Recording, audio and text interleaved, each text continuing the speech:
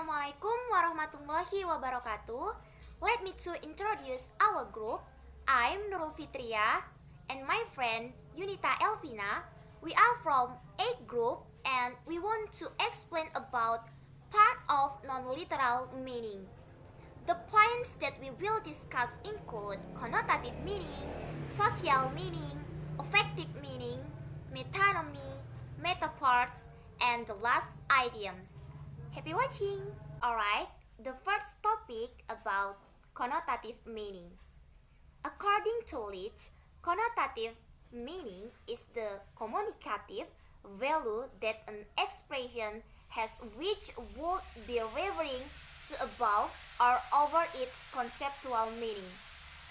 According to the Big Indonesian Dictionary or KBBI, connotative meaning is having a link meaning or containing connotation, while connotation is a thought link that gives a person a sense of value when dealing with a word.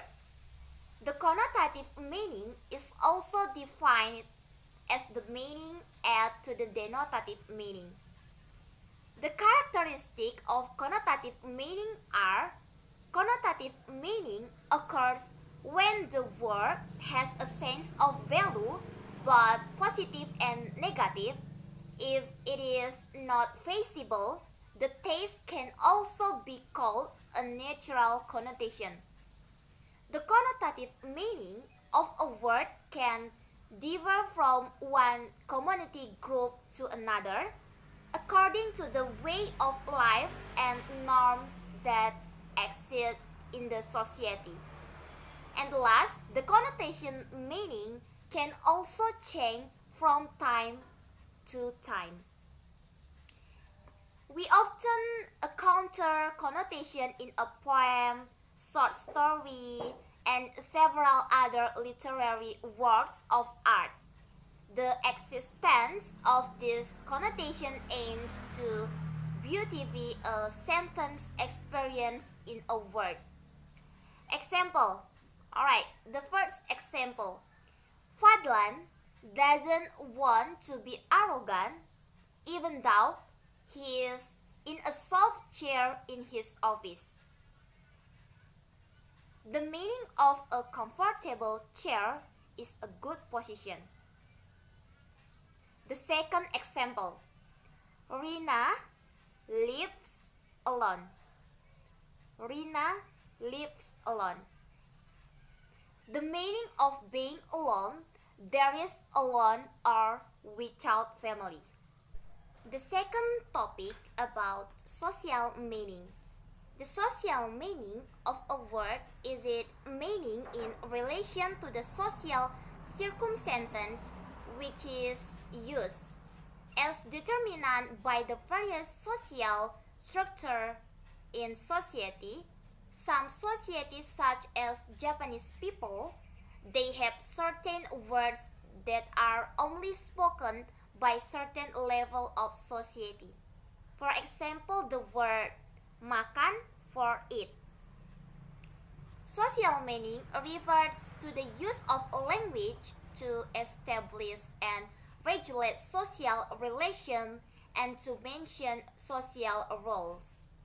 This type of language uses alternatively described as social or petty communication. In petty communication, the verbal interaction has little information value, but instead plays an essential role in oiling the wheels of social discourse. Social meaning is hence communicated through ritualistic use of language as found in greetings, apologize, blessing, or condolence. Example, mother for formal, mom for kolonial atau bahasa sehari-hari. Another example, mama for child's language, and dollar for natural, and book for modern. And the third topic about affective meaning. According According to Leach, affective meaning is the meaning of a word that reflects the speaker's personal feelings, such as his attitude toward the listener or his attitude toward something he is discussing. Affective meaning is largely a parasitic category in the sense that they express our emotion will really open the mediation of other categories of meanings, conceptual, connotative, or stylistic. Example, I'm terribly sorry to interrupt, but I wonder if you would be so kind as to lower your voice as a little. This is uterine polite. Will you bail out? Will you bail out? And this is uterine impolite. I think that's enough explanation for me. For further explanation about metonymy, metaphors, and idioms will be explained my friends Yunita Elvina. Okay, thank you Nurul. And I will continue the explanation about the part of the non-literal meaning. Metonymy is a figure of speech in which a thing or concept is not called by its own name, but by the name of something intimately associated with that thing or concept. And then for the example, ada dish to review an entire plate of food. Ada juga pen for the written word, and Hollywood biasanya tuh for US cinema. And the next is metaphor. Metaphor is a figure of speech that makes a comparison between two unlike things. Metaphors is a means of asserting that two things are identical in comparison rather than just similar. For the example, one of the most famous metaphors in literature is featured in this line from the Romeo and Juliet. Nah, what like through yonder window breaks, it is the east and Juliet the sun.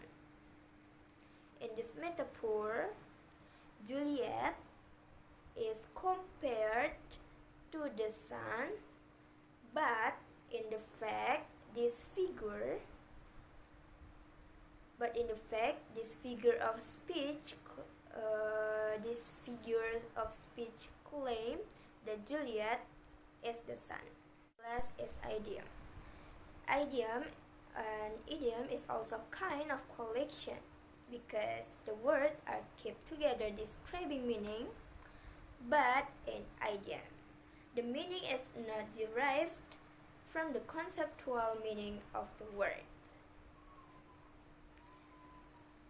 The meaning is absolutely different from the word that constitute the sentence or phrase.